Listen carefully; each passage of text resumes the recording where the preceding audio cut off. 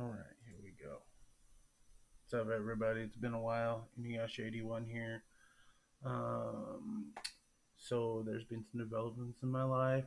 I was undergoing a lot of stress and I quit my job. So, I may be on here a lot more. Um, should I be able to figure out what kind of platform I actually want to go for? And I haven't really been recording anything. I was doing some little Minecraft videos here and there. Kept having issues with my uh, interface and Windows not getting along. I was using this guy. It's the Focusrite 2i2 Studio, um, first gen, and now I'm using a Euphoria UM2 from Behringer. Um, Still using the mic though from the studio, as it's a great microphone, in my opinion. If you disagree, you disagree. But that's not the point of this video. The point of this video is just to update you guys on all that going on right there. Um, Currently in the process of cleaning up my workstation. I'm gonna probably go and move my monitor, which is currently next to my TV, and oh, hello Facebook, next to my TV, and I'm probably gonna go and move it here against the window that you can kind of see. Um, my PC's on this side right now, which is what that blue glow is. I have my other TV over here as a secondary monitor, but kind of why I had it set up like this.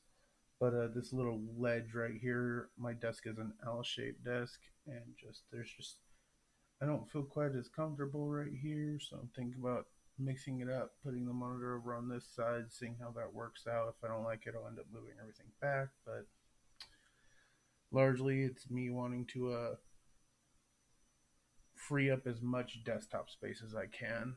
I want to be able to have some room to actually do some work. I got a bunch of crap on here right now. I got to clean up.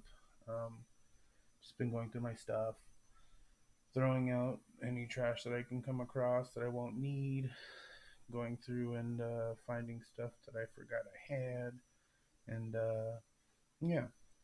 So another the other topic for this video, which is my original topic, that I just derailed completely on when I started this video. Um, so I have been trying to find a decent phone. I'm a power user on smartphones. I'll play Genshin Impact, which is highly resource heavy on phones. I'll play AFK Arena, Pokemon Go, and then I always have apps like Facebook and all the other social medias just to make sure my username is taken on those. Um, so I've gone through quite a few phones trying to find the right one, and I just retorted back to this, but this one is I believe I've actually mentioned this phone and my dislike for it, but it's the Motorola G Stylus 2020 version. Great cameras. The stylus function works as it should. It's just too slow for me, but yeah, it does have some features that I really like. Like I like being able to shake the camera on. The camera's nice and bright. The flashlight. The cameras are great though. Um, but it's just the meat and potatoes. The hardware isn't up to my needs per se. But yeah, I'm having to return to that. I had gone through another phone in between this one and another one. It's currently in my bedroom. My wife's asleep, so I'm not gonna go wake her up to grab my old phone. Um, I had switched to that phone and it was doing all right, but then I broke it at work one day. I bent the frame, and so now whenever I get like a Facebook call from somebody, the proximity sensor will trigger and it'll turn the screen off even if I have it away from my face. So I literally have to hold the screen down if I want to see the screen while I'm on it. So if somebody video chats me, I can't see them. It's rather annoying. Um, the phone otherwise works. The screen is surprisingly in perfect condition. It still touches and taps. If there was a way I could go and get the housing to bend back, then I could switch back to that phone, and that'd be awesome. Um, because I really would prefer that phone over this one. Um, but yeah, the phone that I was switching to, and I was super excited about it when I got it. It was like $450. It was closer to $500, I think, by the time I got it. Um, it's the it's a subsidiary company of ZTE called Nubia, and they specialize in gaming phones. And you may have seen videos about this phone before. It's actually the cheapest phone that they offer, and it's really sad. It's got amazing specs. It's got a 64 megapixel quad camera setup, um, which actually works pretty good. Like the cameras were great. I'm not gonna lie. It recorded 8K at 30 frames and 4K at 60 frames. So I am gonna greatly miss that ability. This was a flagship level phone. It's got a Snapdragon 888. It's got 8 gigs of RAM. I have it here. You can't really see it unless the camera focuses, but all it is a privacy policy um, from Nubia. And the thing is that the phone just is not up to stuff. Like, it's got 8 gigs of RAM. It's got a Snapdragon 888, which is a flagship processor from last year. Like, all the phones had this processor last year. The amount of RAM it has should be excellent. It's got amazing cameras. It's got a behind the screen uh, fingerprint sensor, which I'm really not into those. I'm not gonna lie. Some people might like them. I've gotten used to. I actually prefer my fingerprint sensor right here on the back. Old school, I know. Some people like it on the side. I don't mind it on the side as much either. But default, bar none, my favorite location for a fingerprint sensor is the back. I've had them under the screen. Now had them behind the screen. I've had them on the side button before. I can do the side button. It's not bad. But for me, it's the easiest thing for me to do. Just reach over and tap it, and then I can assign a different hand either way. And no matter what, it's the phone's facing me. And I do sometimes pick up with my left hand if I need to go and record something or take a picture or answer a call real quick. And I have something in my other hand. Maybe I'm holding a drink or some food or something. My Game Boy. Um, who knows? But yeah, rear fingerprint sensor. Uh, like I said, the cameras on this phone are just freaking ridiculously good. I loved them. I'm gonna miss it, but there is a reason why I'm returning this phone, and the reason why isn't this little floppy case it comes with, or the fact that there really aren't too many cases that I would desire to have on the market right now for it.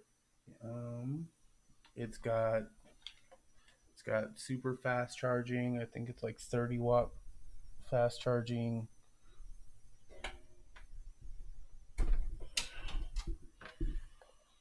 Yeah, it's got this USB cable that uses USB Type C.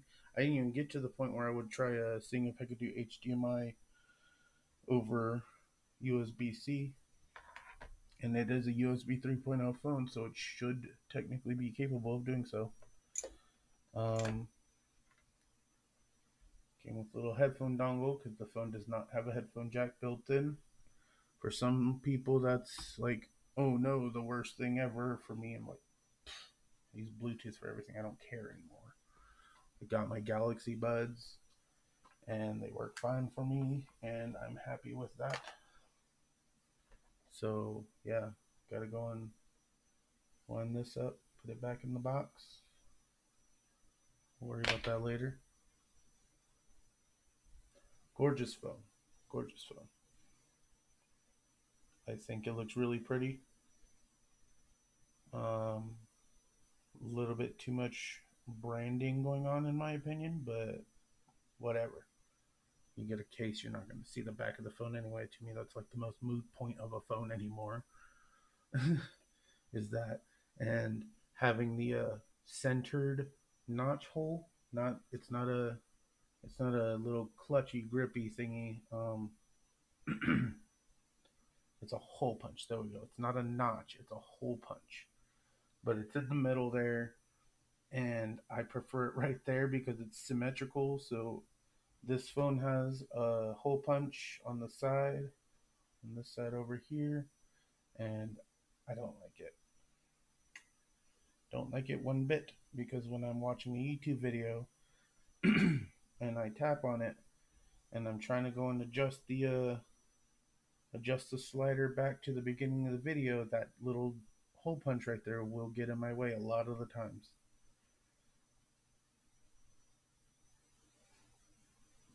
And yeah, it's kind of a buzzkill. I don't like it.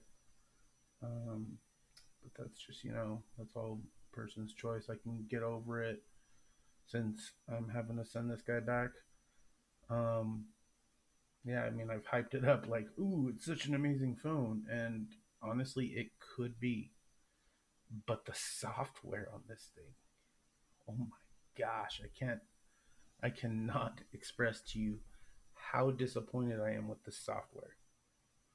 Like, I don't know who needs to hear this, but you need to recall all of these phones. Fix the image of Android you have on here and make it so it doesn't keep restarting itself whenever you wake the phone. Make it so you can choose your own launcher without it crashing your new launcher, or at least trying to, or claiming it's crashed every time you turn the phone on.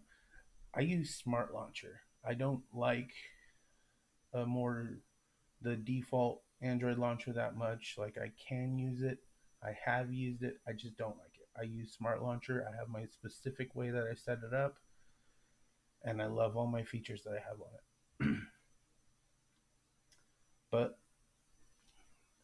because of this phone constantly crashing and restarting, and just at times hitting slowdowns and data connection issues, I can't stay with it.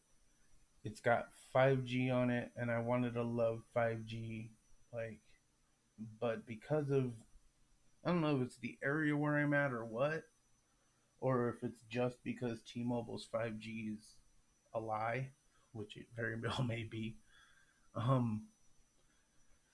But I'm having to step back to the 4G phone, and I'm really not sad about it because right now, like I said, I'm home, and at home I have 2 gig Google Fiber, so even 5G isn't that fast to me. Like, I'm used to done, done, as fast as the phone can possibly connect. Like, it was nice for a couple of times where it was working how it should, but it just doesn't. No, the it could very well maybe be the software of the phone too. Wrong phone. Could very well maybe be the software of this phone causing all these background crashes and hangups and restarts of the phone. And it's like, what if I'm in the middle of some kind of important phone call, or I'm streaming, or I'm gaming and I'm going through a one-shot event and the time's running out, and then this phone decides I'm going to restart myself. Boom, all your progress is lost. You've done hung up on somebody. Like, I could be getting a job call for an interview, and this phone will restart